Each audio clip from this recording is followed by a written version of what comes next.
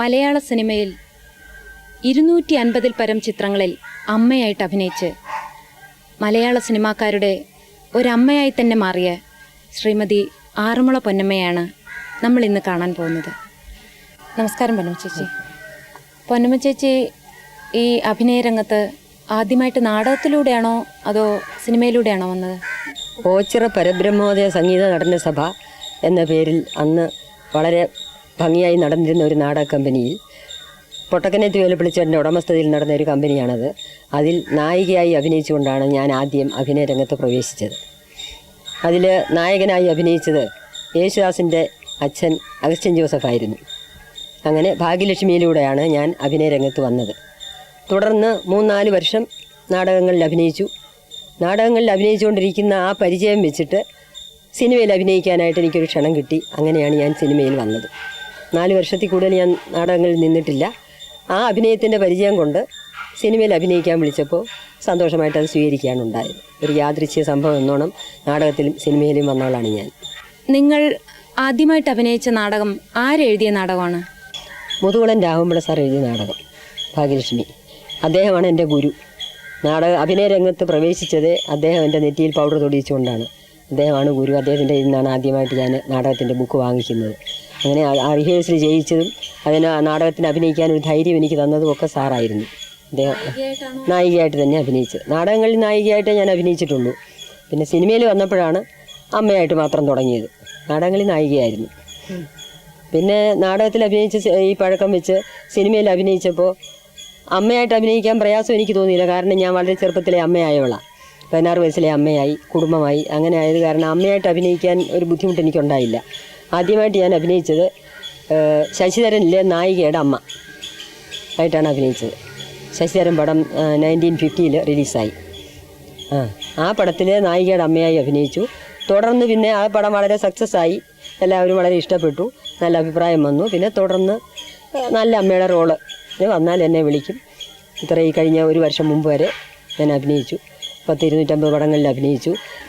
മലയാളത്തിലെ എല്ലാ നായകന്മാരുടെയും അമ്മയായിട്ട് അഭിനയിച്ചിട്ടുണ്ട്. പിന്നെ മുത്തശ്ശിയായിട്ടും ഒക്കെ അഭിനയിച്ചു. മുത്തശ്ശിയിൽ തന്നെ ഒരു പടം വന്നിട്ടുണ്ട് ഞാൻ അഭിനയിച്ചത്. അങ്ങനെ ഇത്രയും വർഷങ്ങളായിട്ട് ഈ ചലച്ചിത്ര രംഗത്ത് പിടിച്ചു നിൽക്കുന്നു ഞാൻ. നാടകത്തിൽ വരുന്നതിന് മുൻപ് എന്ത് ചെയ്തുകൊണ്ടിരുന്നു? എനിക്ക് സ്കൂളിൽ ജോലി ഉണ്ടായിരുന്നു. പല സ്കൂളുകളിൽ ജോലിയായിരുന്നു. സംഗീത അധ്യാപികയായിട്ട് വളരെ ചെറുപ്പത്തിൽ ഞാൻ സംഗീതം അഭ്യസിച്ചിരുന്നേ. അപ്പോൾ അതിൻ്റെ പരീക്ഷ പാസ്സായിരുന്ന കാരണം എനിക്ക് സ്കൂളിൽ ജോലി കിട്ടി. അപ്പോൾ ആ ജോലി കളയാതെ 10-13 വർഷം എനിക്ക് സ്ഥിരം സർവീസിൽ, ഗവൺമെൻറ് സർവീസ് ജോലി എനിക്ക് സർവീസുണ്ട്. ആ ജോലിയിലിരിക്കുമ്പോഴാണ് ഇവിടെ സ്വാതിരുന്നാൾ മ്യൂസിക് അക്കാദമി തുടങ്ങി. സ്വാതിരുന്നാളിൻ്റെ കൃതികൾ പ്രചരിപ്പിക്കാൻ വേണ്ടി സ്കൂളിൽ ജോലിയുള്ളവരെ വിളിച്ച് സ്റ്റൈഫൻറ്റോടുകൂടെ പഠിപ്പിച്ച കൂട്ടത്തിൽ വന്ന് പഠിച്ചവളാണ് ഞാൻ. പഠിച്ചു കഴിഞ്ഞപ്പോൾ ഇവിടെ തിരുവനന്തപുരം കോട്ടൺ ഹിൽ ഗേൾസ് ഹൈസ്കൂളിൽ പ്രൊമോഷൻ കിട്ടി. ജോലിയിലിരിക്കുമ്പോൾ എനിക്ക് രണ്ടാമത് ഒരു കുട്ടി ഇവിടെ ജനിച്ചു. അപ്പോൾ ആദ്യത്തെ കുട്ടി ജനിച്ച് 10 വർഷം കഴിഞ്ഞതിന് ശേഷമാണ്. പിന്നെ തിരുവനന്തപുരത്തെ താമസം, വാടക, യുദ്ധകാലമൊക്കെ തുടങ്ങി. അങ്ങനെ വന്ന് ലീവ് എടുത്ത് വീട്ടിൽ താമസിച്ചു. ആ കാലത്താണ് നാടകത്തിന് അഭിനയിക്കാൻ വരാമോ എന്നൊരു ചോദ്യം, ഒരു പ്രശ്നം ഉണ്ടായത്. അല്ലാതെ അഭിനയിക്കണമെന്നോ അഭിനയ രംഗത്ത് വരണമെന്നോ ഒരിക്കലും ആഗ്രഹിച്ചതോ അങ്ങനെ ഒരു ഇതൊന്നും ഉണ്ടായിരുന്നില്ല എനിക്ക്. യാദൃശ്യമായിട്ടൊരു ചോദ്യം വന്നു. തികച്ചും യാദൃശ്യമായിട്ട് ഞാൻ ഈ കലാരംഗത്ത് വന്നു, അഭിനയ രംഗത്ത്. അങ്ങനെയാണ് എൻ്റെ വരവ്.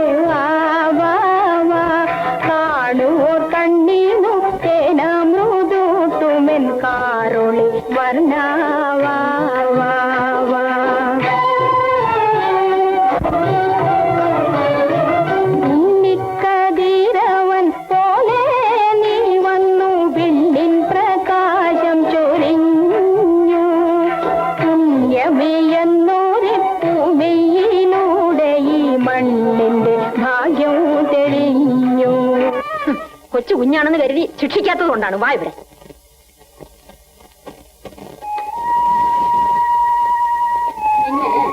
മര്യാദ പഠിപ്പിക്കാമെന്ന് ഞാനൊന്ന് നോക്കട്ടെ.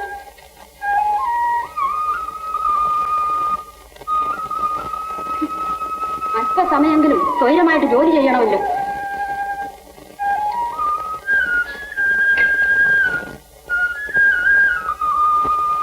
അവിടെ കിടക്ക. അഭിനയ രംഗത്ത് വന്നതുകൊണ്ട് ഭർത്താവിന്റെ സൈഡിൽ നിന്ന് വല്ല തകരാറുണ്ടായിട്ടുണ്ടോ? ഒരു വിരോധവും ഇല്ല. കാരണം എൻ്റെ അച്ഛൻ്റെ അനന്തരവനാണ്. എന്നെക്കാളും ഒരു 10 വയസ്സോളം പ്രായം കൂടുതലുണ്ട്. ഇപ്പം എന്നെ പ്രസവിച്ചപ്പോൾ മുതൽ അറിയാം ഞാൻ എവിടെ പോയാലും ഞാൻ തന്നെ ആയിരിക്കും എന്നുള്ള വിശ്വാസം കൊണ്ട് ഈ കലാരംഗത്ത് പോകുന്നതിനൊന്നും തടസ്സം പറഞ്ഞില്ല. തടസ്സം പറഞ്ഞാൽ എനിക്ക് പോകാൻ പറ്റിയില്ലല്ലോ. അങ്ങനൊന്നുമില്ല. പിന്നെ ഇതിന് പോയത് കൊണ്ട് ഈ കുടുംബ ജീവിതത്തിനോ അല്ലെങ്കിൽ മറ്റ് കുഴപ്പങ്ങളോ യാതൊരു തകരാറും ഇല്ലാതെ ഇത്രയും വർഷം എനിക്ക് കുടുംബജീവിതവും ഈ കലാരംഗവും കൊണ്ടുപോകാൻ സാധിച്ചു. അതെനിക്ക് വളരെ കൃതാർത്ഥതയുണ്ട് ആ കാര്യത്തിൽ. എത്ര കുട്ടികളുണ്ട്? എനിക്ക് ആദ്യം ഒരു മകളും പിന്നെ ഒരു മകനും. 2 കുട്ടികളെ ഉണ്ടായിരുന്നുള്ളൂ. അതിൽ മകൾ മരിച്ചിട്ട് ഏകദേശം 30 വർഷമായി. അവൾക്കൊരു മകനുണ്ട്. അവനെയും ഞാൻ തന്നെ വളർത്തുന്നു. അവനും ചെറിയ കലാകാരനൊക്കെയാണ്. മകൻ ഡോക്ടറാണ്. മകൻ കല്യാണം കഴിച്ച് 2 കുട്ടികളായി. കൊച്ചുമകനും കല്യാണം കഴിച്ചൊരു കുഞ്ഞായി. അങ്ങനെ ഒരു വലിയ കുടുംബം, വലിയൊരു മുത്തശ്ശിയായിട്ട് ഇപ്പം ജീവിക്കുക ഞാൻ. അന്നത്തെ സിനിമാ ലോകത്തിനും ഇന്നത്തെ സിനിമാ ലോകത്തിനും തമ്മിൽ എന്തെങ്കിലും വ്യത്യാസമുണ്ടോ? അന്നത്തെ സിനിമ കഥകൾ തന്നെ വ്യത്യാസമായിരുന്നു ഇന്നത്തേനെക്കാട്ടിലും.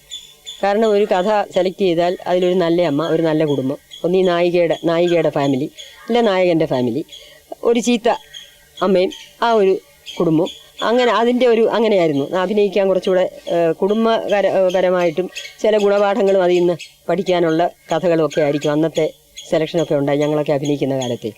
ഇപ്പോൾ ഇങ്ങോട്ട് വന്നപ്പോൾ അങ്ങനെ അതിൻ്റെ ഒന്നും ആവശ്യമില്ല. എന്തോ ഒരു ബഹളങ്ങളൊക്കെയാണ് കാണിക്കുക സിനിമയിലെ. അങ്ങനെ വന്നേ പിന്നെ ഞാൻ അധികം അങ്ങനെ അഭിനയിക്കാറുമില്ല. വിളിച്ചാൽ പോവും എന്നുള്ളതേ ഉള്ളൂ. അന്നത്തെ കഥകളും അന്നത്തെ ഒരു പടം കണ്ടാൽ നമ്മുടെ കുട്ടികൾക്ക് എന്തെങ്കിലും അതിൽ നിന്നൊന്ന് പഠിക്കാനുണ്ടാവും. ഞാൻ അഭിനയിച്ച അമ്മ എന്നൊരു പടം എൻ്റെ 5ാമത്തെ പടമായിരുന്നു. അതിൽ ഇന്നത്തെ പത്മശ്രീ തിക്കുറിശ്ശി സുകുമാരൻ നായരായിരുന്നു മകൻ. ലളിത മരുമകൾ BS സരോജ മകൾ. നല്ല പടമായിരുന്നു. ആ അമ്മ പടം ഇന്നും കാണാൻ പലരും ആഗ്രഹിക്കുന്നു. പക്ഷേ അതിൻ്റെ കോപ്പിയൊന്നും ഇല്ലെന്നാണ് അറിവ്. ആ പടത്തിൽ അത് കണ്ടാൽ ഒരു മകനെ അമ്മ വളർത്തി, അല്ലെങ്കിൽ ഒരു കുടുംബത്തിലൊരു മകൻ നന്നായി വന്നില്ലെങ്കിൽ, അല്ലെങ്കിൽ വഴിതെറ്റിപ്പോയാൽ ആ കുടുംബം നശിക്കുന്നതും അതൊക്കെ നമ്മുടെ കുഞ്ഞുങ്ങൾക്ക് കണ്ടാൽ ഒരു ഗുണപാഠം ആയിരിക്കും. ഇപ്പോഴത്തെ കഥകളൊക്കെ സിനിമയൊക്കെ കണ്ടാൽ അതിൽ നിന്നൊന്നും പഠിക്കാനില്ല എന്ന് എനിക്ക് തോന്നിയിട്ടുണ്ട്. എന്തോ എൻ്റെ പ്രായമായ മനസ്സുകൊണ്ട് തോന്നുന്നതായിരിക്കും. ഇപ്പോൾ ഇതൊക്കെയാണ് വേണ്ടത്. എങ്കിലേ ഈ പ്രൊഡ്യൂസർക്ക് പണം കിട്ടൂ. അതല്ലേ ആവശ്യം പ്രൊഡ്യൂസർക്ക്. അത് മാത്രമായിപ്പോയി ഇന്നത്തെ ഒരു ഇത്. നല്ല കഥകളും നല്ല പണത്തിന് വേണ്ടി മാത്രം പടം എടുക്കുന്നു എന്നുള്ള ഒരു ഇത് വന്നിട്ടുണ്ട് ഇപ്പോഴേ. പണ്ടങ്ങനെയല്ല. ഒരു ഗുണപാഠം നന്നായിരിക്കും അന്നത്തെ കഥകളൊക്കെ. നമുക്കങ്ങനെയാണ് തോന്നിയിരിക്കുന്നത്. ഈയിടെ അഭിനയിച്ച പടം ഇപ്പോൾ കഴിഞ്ഞ വർഷം അച്ചുവേട്ടൻ്റെ വീട് ഒരു പടം അഭിനയിച്ചു. ബാലേന്ദ്രമേനോൻ ഡയറക്ടർ. നല്ലൊരു കുറച്ച് കാലം കൂടെ എനിക്ക് നല്ലൊരു ക്യാരക്ടർ കിട്ടിയതാണ്. ഒരു അമ്മ കണ്ണ് കണ്ടുകൂടാ, തലയൊക്കെ മുട്ടയടിച്ച്. പിന്നെ എനിക്ക് ആ ഇടയ്ക്ക് ഒരു മാസം ഞാൻ സുഖമില്ലാതെ കിടന്നു. ആ സോക്കേട് കഴിഞ്ഞ് വന്ന് അഭിനയിച്ചതായതുകൊണ്ട് ആ ക്യാരക്ടർ വളരെ നന്നായി എന്നെല്ലാവരും അഭിപ്രായപ്പെട്ടു. എനിക്കും വളരെ ഇഷ്ടപ്പെട്ടു. നല്ല പടം. അതിനുശേഷം ഇപ്പോൾ അസുഖം വന്നതിന് ശേഷം ഇപ്പോൾ ഞാനിപ്പോൾ അങ്ങനെ അഭിനയിക്കാൻ ആരും വിളിച്ചില്ല. അസുഖമൊക്കെ മാറി. പക്ഷേ വിളിച്ചാൽ പോകാം എന്നുണ്ട്. പക്ഷേ അങ്ങനെ വലിയ ആഗ്രഹമൊന്നുമില്ല. ഇനിയിപ്പോൾ കുടുംബകാര്യങ്ങളും ഒക്കെ നോക്കി അങ്ങനെ കഴിയുന്ന ഒരു കുടുംബത്തിലാണ്. പോയാൽ നീ ഒറ്റയ്ക്ക് ജീവിക്കും അമ്മേ.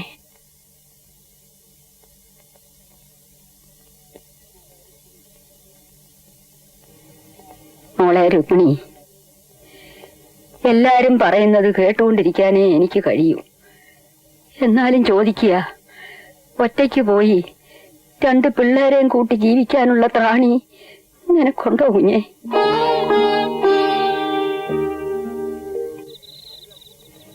മോളെ രുക്മിണി, നിന്റെ ചേട്ടനെ ഒന്ന് എന്ന് കണ്ടാൽ എന്തെങ്കിലും ചെയ്യാതിരിക്കുമോ കുഞ്ഞെ?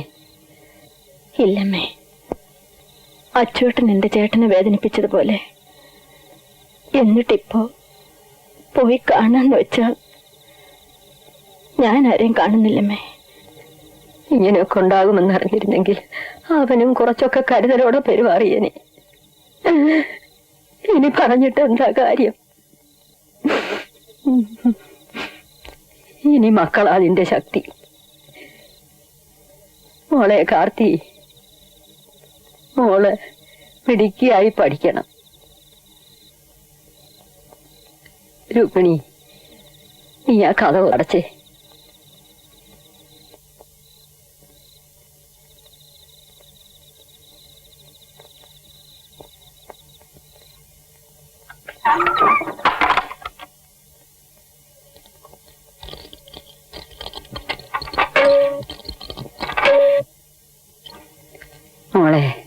ഇതൊന്ന് തുറന്നേ. ഈ പാളി ഒന്ന് തുറന്നേ.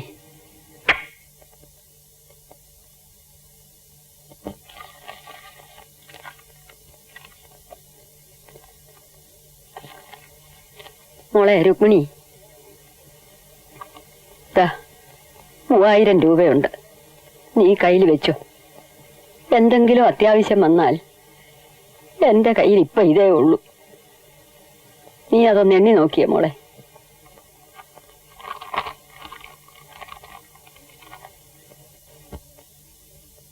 അമ്മേ, എന്താ മോളെ?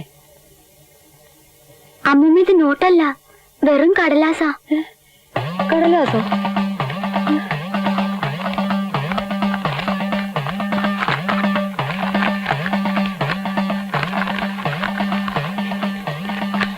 സാമദ്രോഹികള്. മലയാളം അല്ലാതെ വേറെ ഏതെങ്കിലും ഭാഷയിൽ അഭിനയിച്ചിട്ടുണ്ടോ? ഞാൻ 2 തമിഴ് സിനിമയിലും അഭിനയിച്ചിട്ടുണ്ട്. എങ്കിരുന്തോ വந்தாൾന്ന് ബാലാജി, കെ ബാലാജി എടുത്തൊരു പടം. അതിൽ ബാലാജി, ശിവാജി, മുത്തുരാമൻ ഇവരുടെ 3 പേരുടെ അമ്മയായിട്ട് അഭിനയിച്ചിട്ടുണ്ട്. അത് ബാലാജി മലയാളത്തിൽ എൻ്റെ കൂടെ അഭിനയിച്ചിട്ടുണ്ട്. സ്കൂൾ മാസ്റ്ററിൽ എൻ്റെ മകനായിട്ട് അഭിനയിച്ച് ശിവാജിയൊക്കെ അന്ന് പരിചയപ്പെട്ടിട്ടുണ്ട്. ആ പടത്തിൽ ശിവാജി അഭിനയിച്ചു. ആ പരിചയം വെച്ചിട്ടാണ് എന്നെ അഭിനയിക്കാൻ വിളിച്ചത്. ആ പടം 100 ദിവസം ഓടി. നല്ല പടമായിരുന്നു, നല്ല സ്റ്റാർ വാല്യൂ ഉള്ള പടം. ജയലളിത ഹീറോയിൻ, ദേവിക ഒക്കെ ഉണ്ടായിരുന്നു. അത് കഴിഞ്ഞ് വളരെ വർഷങ്ങൾ കഴിഞ്ഞ് വാഴ്വേ മായം എന്ന് ഒരു തമിഴ് പടം എടുത്തു. അപ്പോഴും എന്നെ വിളിച്ച് അതിൽ പിന്നെ കമലഹാസൻ, ശ്രീദേവിയൊക്കെ ഉണ്ടായിരുന്നു. അതിലൊരു പാട്ടിയമ്മയായിട്ട്. അത് പിന്നെ മലയാളത്തിൽ ഡബ് ചെയ്ത് പ്രേമാഭിഷേകം എന്ന് മലയാളത്തിലും റിലീസായി. ഞാൻ 2 തമിഴ് പടത്തിലും കൂടെ അഭിനയിച്ചിട്ടുണ്ട്. തമിഴിൽ സ്വന്തം വോയിസാണോ അതോ? സ്വന്തമായിട്ട് ഞാൻ തമിഴ് പറഞ്ഞു, പക്ഷേ അവർ ഡബ് ചെയ്തു. അവരുടെ കൂടെ പറയുമ്പോൾ ആ തമിഴിൻ്റെ ശരിയായ ഒരു ഇത് വരികയില്ലല്ലോ. അതുകൊണ്ട് അവർ തമിഴ് ഡബ് ചെയ്യിക്കുകയായിരുന്നു. ഞാൻ ഡയലോഗൊക്കെ പറഞ്ഞു ശരിക്കും തെറ്റിക്കാതൊക്കെ. തമിഴ് പറയാനറിയാം, മദ്രാസിലൊക്കെ പോയി പഠിച്ചിട്ടുണ്ടേ. എങ്കിലും ആ ശരിക്കുള്ള ആ ഇത് വരികയില്ല, ഉച്ചാരണം വരികയില്ല എന്ന് അവർക്കൊരു സംശയം. അങ്ങനെ അവർ ഡബ് ചെയ്യിച്ചു. എങ്കിലും അറിയേയില്ല ഡബ് ചെയ്ത്. അതുപോലെ നന്നായിരുന്നു പടം 2. ഏതൊക്കെ നടന്മാരുടെ അമ്മയായിട്ട് അഭിനയിച്ചിട്ടുണ്ട്? ഞാൻ മലയാളത്തിലെ മിക്ക നടന്മാരുടെയും അമ്മയായിട്ട് അഭിനയിച്ചിട്ടുണ്ട്. ആദ്യമായിട്ട് തിക്കുറിശി സുകുമാരൻ നായരുടെ അമ്മയായിട്ടാണ് അമ്മ എന്ന പടത്തിൽ അഭിനയിച്ചത്. അപ്പം ഞാനും തിക്കുറിശിയായിട്ട് ഏകദേശം ഒരു 2 വയസ്സിൻ്റെ വ്യത്യാസമേ ഉള്ളൂ. എനിക്ക് പ്രായക്കൂടുതലാണ് തിക്കുറിശി. അപ്പോൾ ഏകദേശം സമപ്രായമാണല്ലോ. അന്ന് അമ്മയായിട്ട് മേക്കപ്പ് ചെയ്യുമ്പോൾ അന്നത്തെ ഡയറക്ടർക്ക് തീരെ പിടിക്കില്ല. കാരണം ഒരു 70-75 വയസ്സെങ്കിലും തോന്നണം, 70 വയസ്സെങ്കിലും തോന്നണം എന്ന് പറയും. അന്ന് എനിക്ക് 33-34 വയസ്സേ ഉള്ളൂ. അന്ന് കുറച്ചുകൂടെ ആരോഗ്യമുള്ള കാലമല്ലേ. അപ്പം മേക്കപ്പ് ചെയ്തിട്ട് മുഖത്ത് വയസ്സാകുന്നില്ല. പിന്നെ ഞാൻ സംസാരിക്കുമ്പോൾ നുണക്കുഴി ഇങ്ങനെ വന്നുകൊണ്ടിരിക്കും. അത് വരക്കൂടാതമ്മ, വരക്കൂടാതെന്ന് പറഞ്ഞാൽ ഞാൻ വല്ലതും ചെയ്യാൻ സാധിക്കുമോ? സംസാരിക്കുമ്പോൾ അത് വന്നുകൊണ്ടിരിക്കും. പിന്നെ ഓൾഡ് ഇഫക്റ്റ് വരുന്നില്ല എന്നൊക്കെ പരാതികൾ അന്ന് ഡയറക്റ്റ് പറയുമായിരുന്നു. പിന്നെ ഇപ്പോൾ 70 വയസ്സായി, 70 കഴിഞ്ഞ് 72 കഴിഞ്ഞു. അപ്പോൾ അത്രയും പ്രായമായ ഒരു അമ്മയായിട്ട് അഭിനയിക്കണമെങ്കിൽ വേണമെങ്കിൽ അഭിനയിക്കാം. ആരെങ്കിലും വിളിച്ചാൽ അഭിനയിക്കും, പോകും. നല്ലാതെ അതിലോട്ട് അഭിനയിച്ചേ പറ്റൂ എന്നുള്ള ആഗ്രഹങ്ങളൊന്നുമില്ല ഇപ്പോഴ്. പിന്നെ സത്യൻ്റെ കൂടെ അഭിനയിച്ചിട്ടുണ്ട്. സത്യൻ എന്നേക്കാൾ പ്രായക്കൂടുതലുള്ള ആളായിരുന്നു, അറിയാം. എങ്കിലും സത്യൻ അമ്മ എന്നുള്ള ഒരു അമ്മ എന്നല്ലാതെ ചേച്ചിന്ന് പോലും എന്നെ സംബോധന ചെയ്തിട്ടില്ല. അത്ര എന്നോട് ബഹുമാനവും ഉള്ള ഒരാളായിരുന്നേ. അപ്പോൾ സത്യൻ്റെ കൂടെ ഒരുപാട് പടങ്ങളിൽ അഭിനയിച്ചിട്ടുണ്ട്. കളഞ്ഞു കിട്ടിയ തങ്കം ഒരു പടം പത്മിനി പിക്ചേഴ്സിൻ്റെ സ്കൂൾ മാസ്റ്റർ കഴിഞ്ഞ് അതിലഭിനയിച്ചു. അതിൽ ആ പടം ഈയിടെ TV-യിൽ വന്നു. എല്ലാവർക്കും വളരെ ഇഷ്ടപ്പെട്ടു. ഈ ചെറിയ പിള്ളേരൊന്നും കണ്ടിട്ടില്ല പഴയ പടങ്ങളെ. വളരെ നന്നായിരുന്നു അഭിനയിക്കുക. അപ്പോൾ സത്യനും എൻ്റെ കൂടെ അഭിനയിക്കാനും എനിക്ക് സത്യൻ്റെ കൂടെ അഭിനയിക്കാനും, മകനാണെന്നും അമ്മയൊന്നും അല്ലാതെ ആ ഒരു വളരെ. പിന്നെ പ്രായമായ അമ്മയായിട്ട് വന്ന് അഭിനയിക്കുന്നതും കൊച്ചു പെൺപിള്ളേരെ പിടിച്ച് അമ്മയായിട്ട് വേഷം കെട്ടി നരപ്പിച്ച് അഭിനയിപ്പിക്കുന്നതുമായിട്ട് വ്യത്യാസമുണ്ട്. സത്യൻ അന്നൊക്കെ പറയും, കൊച്ചു പിള്ളേരൊക്കെ വന്ന് അമ്മയായിട്ട് വന്ന് നിൽക്കുമ്പോൾ അവർക്കും ഒരു എന്തോ ഒരു വിഷമം, ഞങ്ങൾക്കും ഒരു വിഷമം. ഇത് അമ്മയടുത്ത് വന്നാൽ എൻ്റെ അമ്മ വന്ന് നിൽക്കുന്നു, എല്ലാവരും അത് പറയാറുണ്ട്. അപ്പോൾ അങ്ങനൊരു തൃപ്തി എനിക്കും. അതെ, മക്കളോട് പെരുമാറുന്ന പോലെ, മക്കളോട് പറയുന്ന പോലെ. ഞാൻ കൊച്ചിലെ അമ്മയായതല്ലേ. അപ്പോൾ ആ ഒരു കൂടുതലൊരു കേൾക്കുന്നവർക്കും കാണുന്നവർക്കും അഭിനയിക്കുന്ന ഞങ്ങൾക്കും ഒരു തൃപ്തി ഉണ്ടായിരുന്നു. മോളെ, നീ ഇവിടുന്ന് പോയാൽ രാജൻ എന്തെങ്കിലും സംശയം തോന്നും. അവൻ ഇതറിഞ്ഞാൽ ഇവിടെ എന്തൊക്കെ ഉണ്ടാകുമെന്ന് എനിക്കറിയില്ല ദൈവമേ. അതുകൊണ്ട് രാജനിത് അറിയില്ലെന്നാണോ അമ്മ കരുതുന്നത്? അവൻ അറിയരുത്, നമ്മൾ അവനെ അറിയിക്കരുത്. ഇവിടെ കൊലപാതകം നടക്കും മോളെ. എന്തൊക്കെയായാലും എനിക്കിവിടെ കഴിയാനാവില്ലമ്മേ. ഞാൻ കാരണമാണെങ്കിൽ നിങ്ങൾ പോകണമെന്നില്ല. എങ്കിൽ നിനക്കൊന്ന് പൊയ്ക്കൂടെ പെണ്ണെ? ഇനിയെങ്കിലും ഞങ്ങളെ രക്ഷിച്ചുകൂടെ? ഞാൻ പോകാൻ ഒരുങ്ങുകയായിരുന്നു. മോളെ, ഇനി ഇതൊക്കെ സഹിച്ചുകൊണ്ട് ഇവിടെ നിൽക്കാനുള്ള കരുത്ത് എനിക്കില്ലമ്മേ. ഞാൻ എന്റെ വീട്ടിലേക്ക് പോകുന്നു. നിനക്ക് പോകാം. ജയ, നീ ഇവളെ പറഞ്ഞയക്കാൻ പോവുകയാണോ? പോകുന്നവർക്കെല്ലാം പോകാമേ.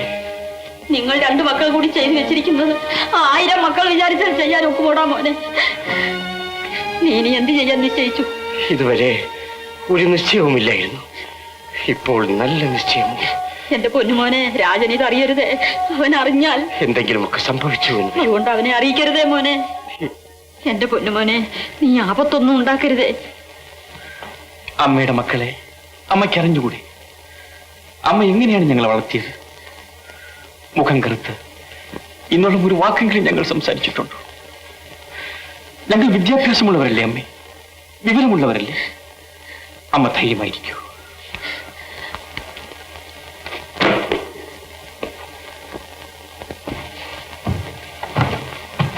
സിനിമാ രംഗത്ത് തുടക്കം മുതലേ അമ്മയായിട്ടാണല്ലോ അഭിനയിച്ചിട്ടുള്ളത്. അതിലെന്തെങ്കിലും മനപ്രയാസം തോന്നിയിട്ടുണ്ടോ? എനിക്കോ? അമ്മയായിട്ട് അഭിനയിക്കാൻ വിളിച്ചതുകൊണ്ടാണ് ഞാൻ സിനിമയ്ക്ക് പോയത് തന്നെ. ഇല്ലില്ല, നാടകത്തിൽ നായികയായി. അപ്പം എനിക്കറിയാം, എനിക്കറിഞ്ഞൂടെ എൻ്റെ പ്രായം. നാടകത്തിൽ തന്നെ നായികയായിട്ട് വരാൻ എനിക്ക് മടിയായിരുന്നു. കാരണം അന്ന് എനിക്ക് 28 വയസ്സായി. അപ്പം ഞാൻ 2 മക്കളുണ്ട്, ഒരമ്മയാണ് ഞാൻ. അപ്പം ഞാൻ നായികയായിട്ട് അഭിനയിച്ച ആളുകൾ അതെങ്ങനെ സ്വീകരിക്കുമെന്ന് എനിക്ക് വളരെ ഭയമുണ്ടായിരുന്നു. പക്ഷേ എന്തോ മേക്കപ്പ് ഇട്ട് അതിന് തക്ക ഒരു ക്യാരക്ടറാണ് എനിക്ക് രാഘവൻപിള്ള സാർ തന്നത്. അതായത് വിദ്യാഭ്യാസം കഴിഞ്ഞ് ജോലി അന്വേഷിച്ച് വരുന്ന ഒരു സ്ത്രീയായിട്ട്. എങ്കിലല്ലേ ആ പ്രായത്തിന് ഉള്ളൂ. മുണ്ടും നേരിതും 1.5 മുണ്ടും നേരിതും ആദ്യമായിട്ട് സ്റ്റേജിൽ അവതരിപ്പിച്ച ഞാനാണ്. അപ്പോൾ എൻ്റെ ആ പ്രായത്തിനും ആ കുലീനത്വത്തിനും വളരെ മാറ്റുകൂടിയെന്ന് തോന്നി. എല്ലാവരും വളരെ ഇഷ്ടപ്പെട്ടു. ആളുകളങ്ങ് വളരെ സന്തോഷപൂർവ്വം അത് സ്വീകരിച്ചു. അങ്ങനെയാണ് ആദ്യം നാടകത്തിന് തന്നെ, അത് തന്നെ എനിക്കിഷ്ടമില്ലാതെ അഭിനയിച്ചത്. പക്ഷേ അതിനൊരു കുറവൊന്നും ആരും പറഞ്ഞില്ല, നന്നായിരുന്നു. മേക്കപ്പൊക്കെ ഇട്ട് രംഗത്ത് വരുമ്പോൾ ഉള്ളതിൽ 10 വയസ്സ് കുറവ് തോന്നിക്കുമെന്ന് എല്ലാവരും പറയാം. അതൊക്കെ എന്തോ ഒരു ഈശ്വര അനുഗ്രഹം എന്നേ ഞാൻ വിചാരിച്ചിട്ടുള്ളൂ. ഉള്ളത് പ്രായം കുറവ്, ചിലർക്ക് അങ്ങനെയല്ല, നേരെ കാണുമ്പോൾ നന്നായിരിക്കും. മേക്കപ്പ് ഇട്ട് രംഗത്ത് വരുമ്പം ഒരു സദസ്സിൽ വരുമ്പോഴേ കുറവായിട്ട് വരും. എനിക്കങ്ങനെ വന്നിട്ടില്ല. അത് ഈശ്വര അനുഗ്രഹവും ഒക്കെ കൊണ്ട് എനിക്ക് അങ്ങനെ കുഴപ്പങ്ങളൊന്നും വന്നിട്ടില്ല. പിന്നെ എന്തായാലും അങ്ങനെ തുടർന്നൊരു 4 വർഷം നാടകത്തിൽ നിൽക്കാനിടയായത് അതുകൊണ്ടാണ്. വൈക്കം മണി സാറ് ആയിരുന്നു അടുത്ത വർഷത്തെ നായകൻ, പ്രസന്ന നാടകം. പിന്നെ എൻ്റെ അനിയനും വൈക്കം വാസുദേവനാരും തങ്കവും, അവരുടെ കൂടെ ചേച്ചി എന്ന് പറഞ്ഞൊരു നാടകം. അങ്ങനെ 3-4 വർഷം നീന്തി. തിക്കുറി സുകുമാരനാരുടെ കൂടെ നാടകം ജീവിതയാത്ര. അതിലൊരു ഹീറോയിൻ മാതിരിയായിരുന്നു. പക്ഷേ എന്നാൽ ഹീറോയിനാണോ അങ്ങനെ അല്ലാത്തൊരു രീതിയിൽ അങ്ങേരുടെ കഥ, സംഭാഷണം, ഡയറക്ഷൻ എല്ലാം തിക്കുറിശ്ശിയായിരുന്നു. അങ്ങനെ 3-4 വർഷം നാടകത്തിൽ നിന്നു. പിന്നെ സിനിമയിൽ അമ്മയായിട്ടെന്ന് പറഞ്ഞുകൊണ്ട് മാത്രം ഞാൻ പോയതാണ്. അല്ലെങ്കിൽ ഞാൻ വേറെ ഒരു റോളും അഭിനയിക്കാൻ ഞാൻ പോവില്ലായിരുന്നു.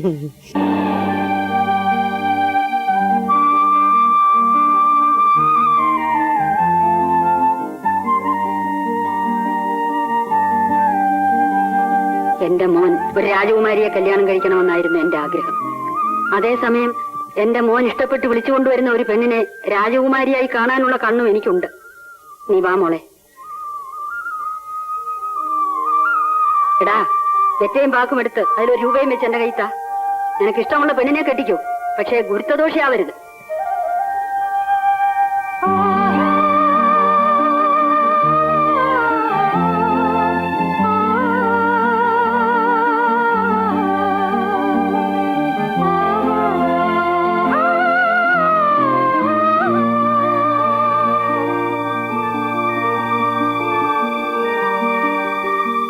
ഇനിയിപ്പോൾ മക്കളോ ചെറുമക്കളോ വേറെ ആരെങ്കിലും ഈ രംഗത്ത് താല്പര്യം കാണിക്കുന്നുണ്ടോ? അഭിനയ രംഗത്ത് വന്നിട്ടില്ല. എൻ്റെ കൊച്ചുമകൻ നാടകത്തിൽ അഭിനയിക്കും, ഗാനമേള. അവൻ അതിലൊക്കെ വലിയ നാടകത്തിലും സിനിമയിലും അഭിനയിക്കണമെന്ന് വളരെ ആഗ്രഹമുണ്ട്. പക്ഷേ ആരും ഒരു പ്രോത്സാഹനമൊന്നും ഇതുവരെ കൊടുത്തിട്ടില്ല. വളരെ പേരോടൊക്കെ ഞാൻ പറഞ്ഞിട്ടുണ്ട്. ആരും അതിലൊരു താല്പര്യം എടുത്ത് കണ്ടിട്ടില്ല. അതുകൊണ്ട് ഇനിയിപ്പോൾ അവന് ഗവൺമെൻറ് ജോലിയുണ്ട്, എങ്കിലും അവനിപ്പോഴും ആഗ്രഹമുണ്ട് അഭിനയിക്കണമെന്ന്. പിന്നെ മകനാണെങ്കിൽ ഡോക്ടറാണ്, അവനും ഇതൊക്കെ ഇഷ്ടമാണ്. അഭിനയവും ഡയറക്ഷനും ഒക്കെ പഠിക്കണം എന്നുണ്ടായിരുന്നു. പക്ഷേ മകൾ മരിച്ചു പോയെന്ന് പറഞ്ഞില്ലേ. പിന്നെ ഒരു മകനുള്ളത് നല്ലൊരു നിലയിൽ വിദ്യാഭ്യാസം ചെയ്ത് നല്ല ഒരു ഇതിൽ വരണം എന്നായിരുന്നു എൻ്റെ ആഗ്രഹം. ഈ രംഗത്ത് പോയാൽ ചിലപ്പോൾ ഒരു നല്ല നിലയിൽ വരാം, രണ്ടും ആകാമല്ലോ, അങ്ങനത്തെ രംഗമാണല്ലോ. അതുകൊണ്ട് അതിലോട്ട് ഞാൻ വിട്ടില്ല. പിന്നെ കൊച്ചുമാനിപ്പോൾ ജോലി ഉണ്ടെങ്കിലും അവൻ അഭിനയിക്കണം എന്നൊക്കെ ആഗ്രഹമുണ്ട്. പിന്നെ മകൻ്റെ മകള് സംഗീതം അഭ്യസിക്കുന്നുണ്ട്. അവൾ നന്നായിട്ട് പാടും, വീണ വായിക്കുന്നു, പഠിക്കുന്നു, കോളേജിൽ പഠിക്കുകയാണ് മ്യൂസിക് എടുത്ത്. അവളെ അഭിനയിക്കാൻ വിടുമോയെന്ന് ചോദിച്ച് പലരും ഈ കഴിഞ്ഞ 2 വർഷം കൊണ്ട് ക്ഷണിക്കുന്നുണ്ട്. ഒരു 13-14 വയസ്സായ ഒരു കുട്ടി വേണം എന്ന് പറഞ്ഞ് പല പ്രൊഡ്യൂസേഴ്സും സമീപിച്ചു, എന്നോട് ചോദിക്കുകയും ചെയ്തു. പക്ഷെ ഈ പ്രായത്തിൽ വിടാൻ എനിക്കിഷ്ടമില്ല. അറിയാതെ ജാനമേ, എല്ലാം തലവിധി എന്ന് വിചാരിച്ചാൽ മതി. ഈശ്വര നിശ്ചയം പോലെ എല്ലാം നടക്കും.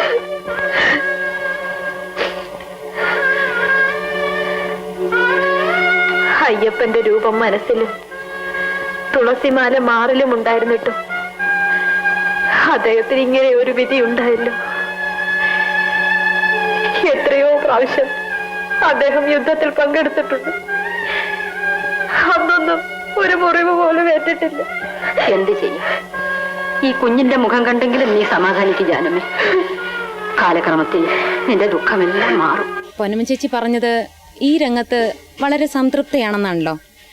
ഇനിയിപ്പോ അടുത്തൊരു ജന്മം ഉണ്ടെങ്കിൽ അതും ഒരു സിനിമാ നടിയായിട്ട് തന്നെയാണ് ജനിക്കണമെന്ന് ഒരാഗ്രഹമുണ്ടോ? ഇനിയൊരു ജന്മം തരരുതെന്ന് ഞാൻ ദിവസവും പ്രാർത്ഥിക്കുന്നു. അപ്പോൾ പിന്നെ ഇനിയൊരു ജന്മവും അന്ന് അഭിനയിക്കണമെന്നൊക്കെ ഞാൻ ആഗ്രഹിക്കുമോ? ഇനിയിപ്പോൾ എനിക്കുള്ള ആഗ്രഹം എന്താണെന്ന് വെച്ചാൽ ഇത്രയൊക്കെ പ്രായമായി, കലാരംഗത്ത് അന്തസ്സായിട്ട് ജീവിച്ചു, കുടുംബം ഇത്രയൊക്കെ നന്നായിട്ടൊക്കെ വന്നു, ഈശ്വരൻ അനുഗ്രഹിച്ചു. ഇനിയിപ്പോൾ എന്താണെന്ന് വെച്ചാൽ മരിക്കുന്നത് വരെ മനസമാധാനം വേണം, ഇത്രയെങ്കിലും ആരോഗ്യം വേണം, മറ്റുള്ളവർക്കൊരു പ്രാരബ്ധമാകാതെ അങ്ങ് കഴിഞ്ഞു കൂടണം. അതിന് മാത്രം ഈശ്വരനെ പ്രാർത്ഥിക്കുക. എൻ്റെ ജോലി ഇപ്പോൾ പിന്നെ വിളിച്ചാൽ അഭിനയിക്കാൻ പോകില്ല എന്നൊന്നും വെച്ചിട്ടില്ല. എന്ന് പറഞ്ഞ് ഈ തൊഴിൽ ചെയ്തതല്ലേ, അങ്ങനെയൊന്നും വെച്ചിട്ടില്ല. വിളിച്ചാൽ പോവും, ഇല്ലെങ്കിൽ വേണ്ട എന്നുള്ള തൃപ്തിയിലിരിക്കുകയാണ്. ഇത് മാത്രം ഇപ്പോഴത്തെ ദിവസമുള്ള പ്രാർത്ഥന. മറ്റുള്ളവർക്കൊരു പ്രാരബ്ധമാകരുത്, അനായാസേന മരണം.